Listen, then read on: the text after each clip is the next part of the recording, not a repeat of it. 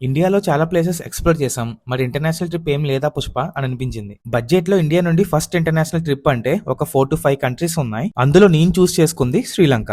Yes, my first international trip to Sri Lanka. Sri Lanka full tour shorts రూపంగా అయితే మన ఛానల్లో అప్లోడ్ అయిపోతాయి. సో సబ్స్క్రైబ్ చేసుకొని మిస్ అవ్వకుండా చూసేయండి. రాజీవ్ గాంధీ ఇంటర్నేషనల్ ఎయిర్పోర్ట్ హైదరాబాద్ నుండి అయితే స్టార్ట్ అయిపోయాం. ఆన్ ద వేలో సీనరీస్ అయితే అదిరిపోయాయి భయ్యా. ఏంటి ఇవి మన ఇండియాలోనేనా అని అనిపించింది. యాక్చువల్లీ ఇది మహారాష్ట్ర స్టేట్ లో పూణే క్రాస్ అయ్యాక కనబడిన ఏరియల్ వ్యూస్. మాది connecting flight through Mumbai. Chhatrapati Shivaji international airport లో అయితే ల్యాండ్ అయిపోయాం. ముంబై ఎయిర్పోర్ట్ వ్యూస్ అయితే కిరాక్ అసలా చాలా బాగున్నాయి. నెక్స్ట్ ఫ్లైట్ గేట్ నెంబర్ కనుక్కొని అక్కడికి వచ్చేసాం. Air India, Vistara, express flights అయితే కుప్పలే కుప్పలు. ఫ్లైట్ లోకి బోర్డ్ అయిపోయాం. మాది విస్తారా ఎయిర్లైన్స్. ఫ్లైట్ రన్వే నుండి టేక్ ఆఫ్ అవుతున్నప్పుడు సింగపూర్ ఎయిర్లైన్స్ ఫ్లైట్ కనబడింది. ఫ్యూచర్ లో సింగపూర్ ట్రిప్ కూడా వేసేద్దాం లేండి. మా ఫ్లైట్ అయితే స్పీడ్ గా టేక్ ఆఫ్ అయిపోయింది. ఇంకా 3 అవర్స్ ఖాళీ కదా, ఎంటర్టైన్మెంట్ సిస్టమ్ తో ఆడుకుంటూ కూర్చున్నా. కాసేపు గూగుల్ మ్యాప్స్ తో ఆడుకుంటూ ఉండేసరికి ఫ్లైట్ ల్యాండింగ్ కి అయితే రెడీ అయిపోయింది. అంటే శ్రీలంకలోకి ఎంటర్ అయిపోతున్నాను అనమాట. ల్యాండింగ్ అవ్వగానే శ్రీలంకన్ ఎయిర్లైన్స్ కనబడింది. మా రిటర్న్ ఎయిర్లైన్స్ ఇదే. Yes, finally landed in to Sri Lanka. Immigration and visa formalities complete చేసేసుకొని బయటకు వచ్చి హోటల్ కి క్యాబ్ బుక్ చేసేసుకున్నాం. క్యాబ్ ఎక్కగానే ఇంకా వైబ్ స్టార్ట్ అయిపోయింది.